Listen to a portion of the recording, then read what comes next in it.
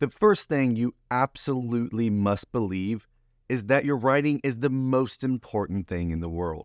You have to sacrifice everything for this: your hopes, your dreams, your other goals. You have to sacrifice your job, your health, your sleep, not your partner and children, but actually maybe those two. This is the most meaningful thing you will ever do. So everything gets burned on the altar of your writing. The second thing you absolutely must believe about your writing is that it is the least important thing you will ever do. It will never succeed in any kind of capitalistic sense. Nobody will ever care that you did it. If you sacrifice everything in your life for your writing, it will be the worst trade-off you've ever made. Of all the ways that you can actually impact the world, your writing is the least likely to have any impact outside of maybe your friends and family. But let's go back to that first belief. What if you don't believe it's the most important thing in the world? Well, you won't do what's necessary to actually make it happen. You'll fritter away all of your time watching television, talking to friends, playing pickleball, going to your kids' soccer games, going on dates with your partner. You won't get up early, you won't stay up late, you won't do the work that it actually takes. You also won't have the bravery or courage to go into those deep, dark places of your psyche to find the best things that will impact your writing. If you don't treat your writing as the most important, you'll constantly get distracted and not focus. You won't get better at your craft. You won't improve your writing. And then as all of these things distract you, months will slip by, then years, and then decades, and you'll never actually write anything meaningful. You'll have that horrific fate that Oliver Wendell Holmes talked about in his poem, The Voiceless, where he says, "Alas, for those that never sing, but die with all their music in them." But then let's go back to that second belief. What happens if you don't believe that your writing is the least important thing? Well, just a small thing, like you'll go completely nuts. You'll spend your entire life neurotically pursuing this art, hoping that it's good enough, whatever that means. You'll constantly worry over some imagined group of people that aren't giving you the praise or adoration or money that you think your writing deserves. All of the most important relationships in your life will suffer. You'll burn through 3 or 4 marriages, and you'll be one of those assholes who's trying to rebuild the relationship with his kids when they're in their 40s because you were off chasing your dream of becoming a writer. Okay, now what am I talking about here? Obviously, some of this is tongue-in-cheek, but it's also deeply true because what we are dealing with here is the great writer paradox.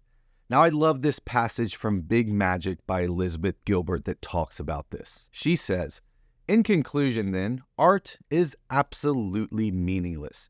It is, however, also deeply meaningful.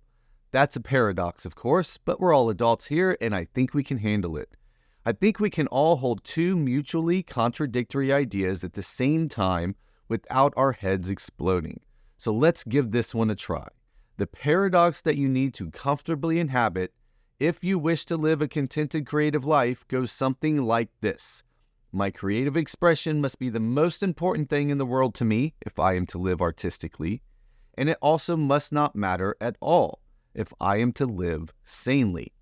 Or, as one of my therapists once told me, the mark of mental health is the ability to hold two competing truths, which can't possibly both be true at the same time, as true." So both of these are true. Your writing is the most important thing you will ever do. Therefore, it is worth sacrificing everything for. And also, your writing is the least important thing you will ever do. Therefore, it would be crazy to sacrifice anything meaningful for it. And if you fall off either of those edges, if you believe one more than the other, you're in very troubled waters. I've been in publishing industry a very long time, since my 20s, and I've seen people fall off of both of those ledges. I worked for a really long time with this amazing, super well-known, very top best-selling author, and he lived alone on a mountaintop overlooking the ocean. All of the major relationships in his life, if they got a little bit too close and he thought they might be messing with the expression of his art, he would just cut them loose.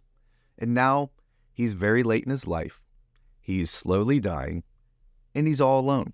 He's all alone in that giant, beautiful coffin he built on that hill. And we've all heard stories of artists that have done this, that have sacrificed everything for their art, and maybe they created something great, but was it worth it? Was it really worth giving up everything in their life? What would the people closest to them say about them after they were dead? But then I've seen people go the other way, where they get into the publishing industry because they want to be writers, but then they start not taking their writing that seriously. They're more interested in the fame that comes with their position or trying to grow a company, and then years and even decades slip by and they don't write anything meaningful. And they keep saying they're going to, and they keep talking about it, and they keep teaching people how to write, but yet they don't actually write anything. And these poor people aren't going to ever produce something meaningful, something they actually care about that will leave a legacy, and they're going to die, and all of that stuff is still going to be in them,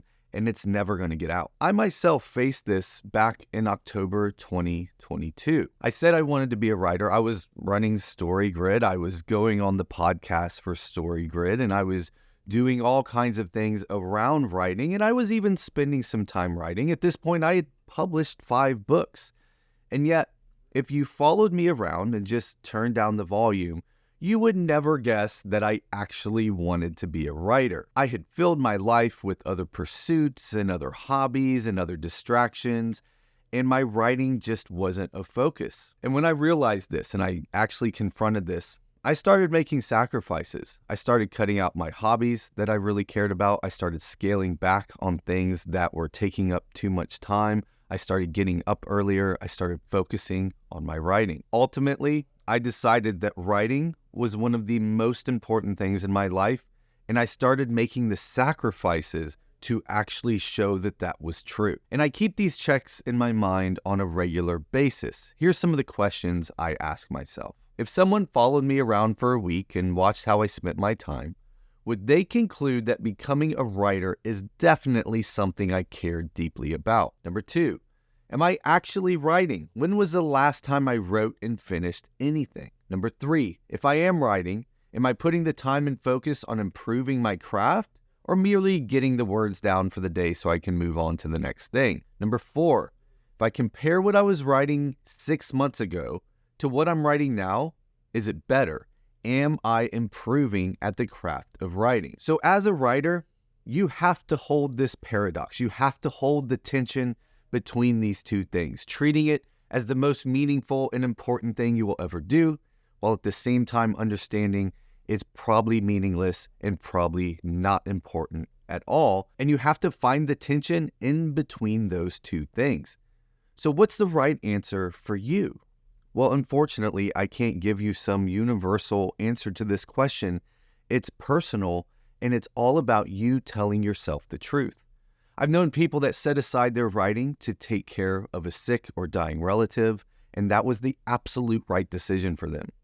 I've also seen people make that same decision, and it was the wrong decision. They were running from their writing and avoiding doing the work they needed to do. People in my life, close people, have questioned my dedication and sacrifice to this pursuit. They know, just like me, that any kind of outward capitalistic success is probably pretty small, the chances of it working out for me. And yet I know deep that this is one of the most important things I will ever do. And so I continue to improve on my craft and run down this dream of becoming a great writer. Only I can know the truth for me if I'm doing it the right way, and only you can know the truth for you. But I do know one thing for sure. You have to know for sure and believe in the immense importance of your work as a writer, and at the same time stare into the yawning abyss of meaninglessness that it also is at the same time. And then somewhere in that mix of that tension, you have to ask that question of how important is it to me, and what am I willing to sacrifice both internally and externally to have that dream of becoming a great writer. Now, as you dig deeper into these questions, you're also asking what is true and what is real about what you believe, not just about your writing, but about everything. And this is where all your great writing comes from. And this is where we're talking about the theme of your writing. This is how you find the most important things that should go into your writing. And if you do that, you're going to create something that will have a legacy and last for a long time. And I have a video on that talking about how the great writers come up with their theme, and that's what you should watch next. It's going to pop up on your screen shortly. Now, if you're wondering who I am, my name is Tim Grahl. I'm the CEO of StoryGrid, and I am the author of Writing Down a Dream, The Threshing, and Your First 1,000 Copies. My partner, Shawn Coyne, is the creator and founder of StoryGrid, and everything that we teach here is based on his 30-plus years of writing and editing experience. If you want to find out more about what we can do for you as a writer, visit storygrid.com. Check out all of the free resources we have available there. Sign up for the newsletter. That's where we always send out the latest and greatest stuff. Also, if this video was helpful to you at all, I would love to hear from you. First, leave a like, and second, drop down in the comments and let me know what you think and how you struggle with the paradox of being a writer. But as always, thanks for being a writer, and thanks for being a part of our community here at StoryGrid. I'll see you next time.